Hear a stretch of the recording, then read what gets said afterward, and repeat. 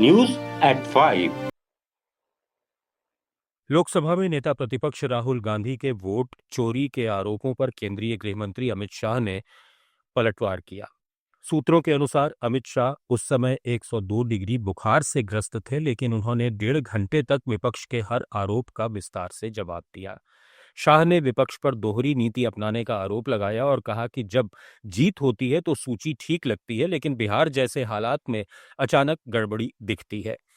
उन्होंने एसआईआर यानी special intensive revision पर भी विस्तार से जवाब दिया और कहा कि राहुल गांधी के आरोप चुनाव आयोग को आधिकारिक रूप से सौंपे ही नहीं गए। भाषण के दौरान ही राहुल गांधी के नेतृत्व में विपक्ष संसद से बहिष्कार कर बाहर चला गया। वहीं संसद परिसर में मीडिया से बातचीत के दौरान राहुल गांधी ने कहा कि अमित शाह कल घबराए हुए थे, उन्होंने गलत भाषा का इस्तेमाल किया, उनके हाथ कांप रहे थे, वे मानसिक दबाव में हैं। विरोध कर रहे हैं, इस पर क्या कहना है? फैसलों को बचाने के लिए कल अमित शाह जी गलत लैंग्वेज यूज कर दी, हाथ कांप रहे थे, आपने ये तो सब देखा होगा जी।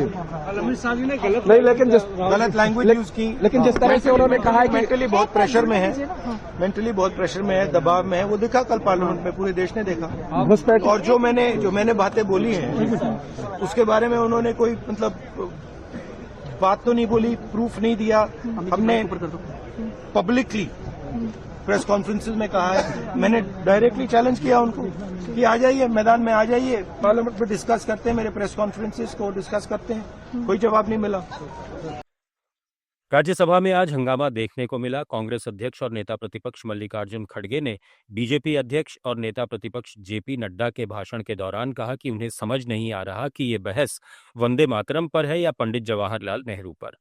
खड़गे ने आरोप लगाया कि जो बातें कही जा रही हैं वे सच नहीं है और तोड़ मरोड़ कर पेश की जा रही हैं।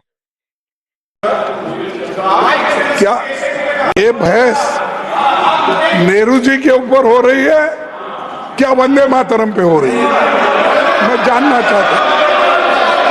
वंदे मातरम की जो यहाँ पर चर्चा हो रही है, सब डिस्टॉर्टेड। अभी आप अरे नेहरू जी का नाम लेके बार बार बोल रहे हैं, और जिसमें आपके नेता खुद इसको स्वीकार किए हैं, वो सरकार में थे, वो सब छोड़कर आज आपने ये बात कर रहे हैं कि जो चीजों में आपका इन्वॉल्वमेंट था, आपके अध्यक्ष उसमें थे, उसी बात को आप यहाँ पर नकार रहे हो। और न्यूज एट 5। इस पर जेपी नड्डा ने कहा कि वे केवल वंदे मातरम पर ही चर्चा कर रहे हैं। अगर नेहरू जी से जुड़ी बातें विपक्ष को पसंद नहीं आती तो इसमें उनकी क्या गलती है। उन्होंने ये भी कहा कि दुर्गा सरस्वती, भारत माता और शक्ति इस देश के सभी लोगों के लिए हैं और सभी उन पर आस्था रखते हैं।